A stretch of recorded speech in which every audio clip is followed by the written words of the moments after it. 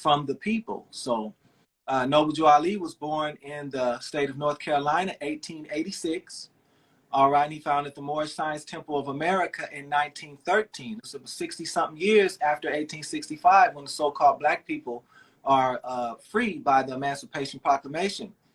So what he came with in this 60-something odd years after slavery and what he established for our people was monumental, especially at that time. You know, a lot of times when people hear of Noble Drew Ali, they kind of compare it to now, where now you have all types of knowledge, you have all kind of organizations, you have all types of establishments.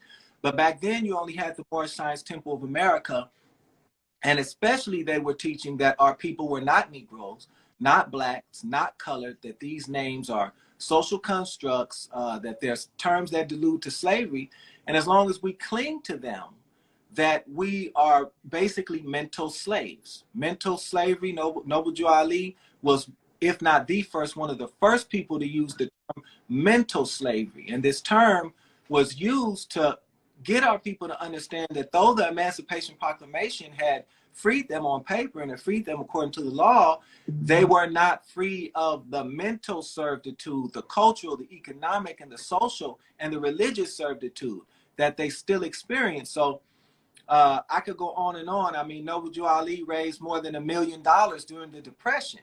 If anyone else had done that, you would know about him, especially in the so-called black community. But he brought two important things. He brought nationality and divine creed. And through these two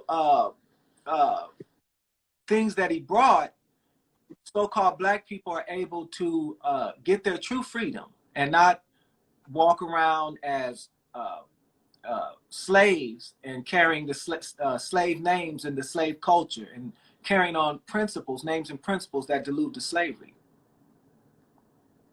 Indeed. And so, if I'm not mistaken, Aki, I know that also Noble Drew Ali